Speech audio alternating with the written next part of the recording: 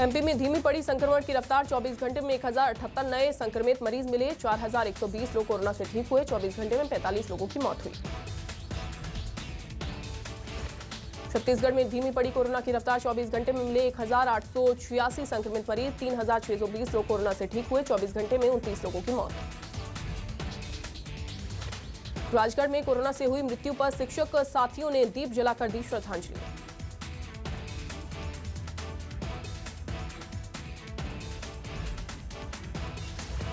राजनांदगांव में कम होते कोरोना मामलों के बीच केंद्रीय रेल मंत्रालय के निर्देश पर रेल मंडल ने 1 जून से लोकल पैसेंजर ट्रेनों का परिचालन शुरू कर दिया है। राजनांदगांव में रेलवे भी अपने सभी कर्मचारियों को वैक्सीन करा रहा है। वर्कमैन स्पेशल ट्रेन से राजनांदगांव के रेलवे कर्मचारियों का वैक्सीनेशन किया जा रहा है। राजनांदगांव में 12वीं कक्षा की बोर्ड परीक्षा 1 जून से शुरू हुई। इसके लिए राजनांदगांव शासकीय स्कूलों में प्रश्न पत्र और उत्तर पुस्तिका वितरण किए गए हैं। इस बार भी विद्यार्थी घर से ही परीक्षा हल करेंगे। भोपाल में बीजेपी में सियासी हलचल तेज। केंद्रीय मंत्री प्रहलाद पटेल से मिले कैलाश विजयवर्गीय। प्रहलाद पटेल के आवास पर बीजेपी नेताओं का जमावड़ा। सीबीएसई और आईसीएसई की 12वीं की बोर्ड परीक्षा रद्द। पीएम मोदी की हाई लेवल मीटिंग में लिया गया फैसला। बैठक में सीबीएसई के चेयरमैन, शिक्षा मंत्रालय के सेक्रेटरी के अलावा केंद्रीय मंत्री अमित शाह, निर्मला सीतारमण समेत कई मंत्री शामिल हुए। पीएम मोदी ने कहा कि स्टूडेंट्स का स्वास्थ्य और सुरक्षा सर्वप्रथम प्राथमिकता है, जिससे कोई समझौता नहीं किया जा सकता।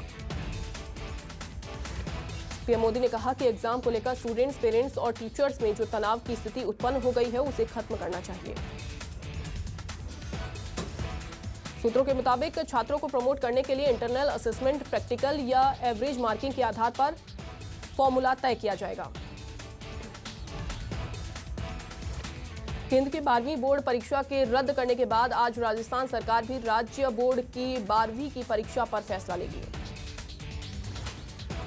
हिमाचल प्रदेश में भी 10वीं के छात्रों को प्रमोट करने के तरीकों पर और 12वीं की परीक्षा को आयोजित करने पर आज फैसला होगा। मध्य प्रदेश सरकार भी 12वीं की बोर्ड परीक्षा को कराने या फिर रद्द करने को लेकर 1-2 दिन में फैसला ले सकती है। यूपी में भी 12वीं की बोर्ड परीक्षा को लेकर 1-2 दिन में फैसला हो सकता है। आज परीक्षा को लेकर बैठक होगी। उत्तराखंड सरकार ने भी 12वीं की बोर्ड की परीक्षा को रद्द करने के संकेत दिए हैं। परीक्षा को लेकर 2 से 3 दिनों में बैठक संभव। यूपी में बीजेपी संगठन ने लिया योगी सरकार का फीडबैक। संगठन मंत्री बीएल संतोष और प्रदेश प्रभारी ने की ताबड़तोड़ बैठक।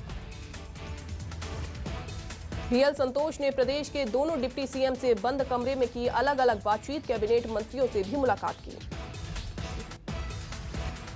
केंद्र और ममता सरकार में टकराव जारी। अब ममता देंगी अल्पन को भेजे गए केंद्र के नोटिस का जवाब। लंबी चिट्ठी लिखने की तैयारी। पंजाब कांग्रेस विवाद को सुलझाने की कवायद तेज। दिल्ली में नवजोत सिंह सिद्धू ने 3 सदस्यीय समिति से मुलाकात की। राजस्थान में आज से दी जाएगी कर्फ्यू में ढील। संक्रमण दर 10% से कम वाले जिलों में दी जाएगी राहत।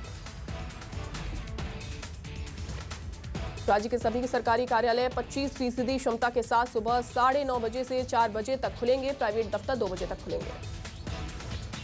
प्राइवेट गाड़ियों को सुबह 5 बजे से 12 बजे तक चलने की अनुमति होगी। एक जगह पर 5 लोगों के इकट्ठा होने पर प्रतिबंध होगा। कर्फ्यू में ढील के दौरान किसी भी मॉल, हाट, बाजारों को खोलने की अनुमति नहीं होगी। शादी समारोह भी 30 जून तक स्थगित करने की अपील। झारखंड में लॉकडाउन 1 हफ्ते के लिए और बढ़ा। 15 जिलों में सभी तरह की दुकानें सुबह 6 बजे से दोपहर 2 बजे तक खोली जाएंगी। यूपी के गोंडा में दर्दनाक हादसा। घर में गैस सिलेंडर फटने से 7 लोगों की मौके पर मौत। हादसे में 5 से 6 लोग गंभीर रूप से घायल। करीब 10 लोगों के अभी मलबे में दबे होने की आशंका। रेस्क्यू ऑपरेशन जारी। धमाका इतना जबरदस्त था कि 2 मकान पूरी तरह से टूट गए। आसपास के घरों में भी दरारें आई हैं। अभी तक मिली जानकारी के मुताबिक स्थानीय निवासी नूरुल हसन के घर में हुआ धमाका। घटना देर रात 11 बजे की है।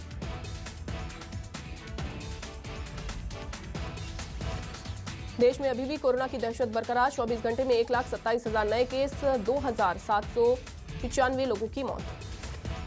देश में कोरोना मरीजों की संख्या 2,81,00,000 के पार। अब तक कोरोना से 3,31,000 से ज्यादा की मौत। दिल्ली में कोरोना की रफ्तार हुई धीमी। 24 घंटे में 623 नए मामले, 62 की मौत, 14,026 लोग संक्रमित। तमिलनाडु में कोरोना का तांडव। 24 घंटे में 26,513 नए केस, 490 की मौत। झारखंड में कोरोना के 24 घंटे में 609 नए केस, 9 की मौत, 1,449 लोग ठीक हुए।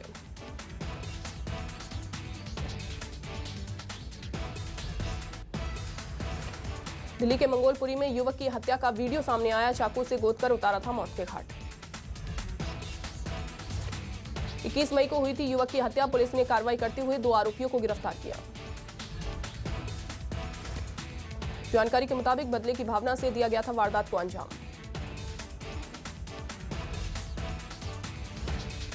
हरियाणा के गुरुग्राम में रिटायर्ड पुलिसकर्मी की दिल दहला देने वाली करतूत। पड़ोसी के बच्चे को खंबे से बांधकर पीटा।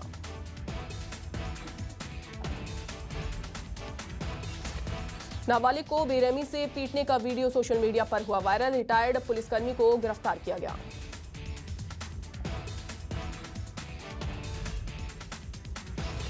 भारत की जीडीपी को लगा बड़ा झटका। विकास दर में 7.3% की गिरावट। चौथी तिमाही में दिखा सुधार।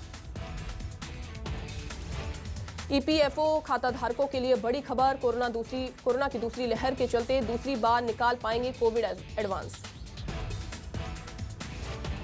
सरकार ने कारोबारियों को दी राहत। मई महीने का मासिक जीएसटी रिटर्न दाखिल करने की समय सीमा 15 दिन बढ़ी।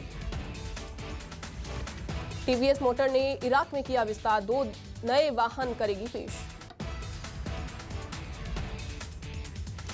एयरटेल ने किया फ्री टीकाकरण योजना का विस्तार। 80,000 कर्मचारियों का कराएगी वैक्सीनेशन।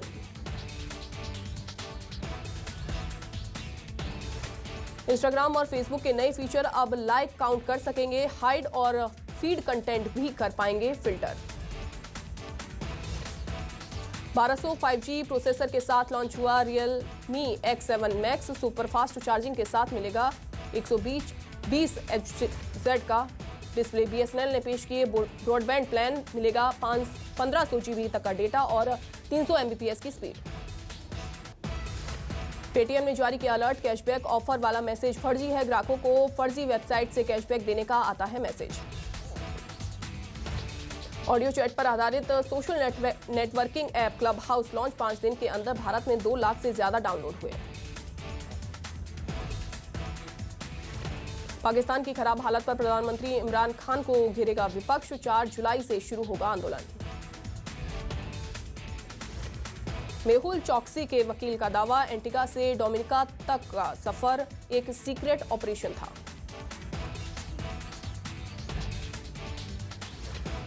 सिंगापुर के प्रधानमंत्री ने एक लेखक के खिलाफ किया मानहानि का मुकदमा। कहा दिवंगत पिता के बारे में झूठे बयान दिए गए। गलवान हिंसा में मारे गए अपने जवानों को 1 जुलाई को सम्मानित करेगा चीन। दी थी नायक की उपाधि। चीन ने कोरोना मामलों के बाद यात्रा प्रतिबंध फिर से लागू किए। कोरोना जांच भी अनिवार्य।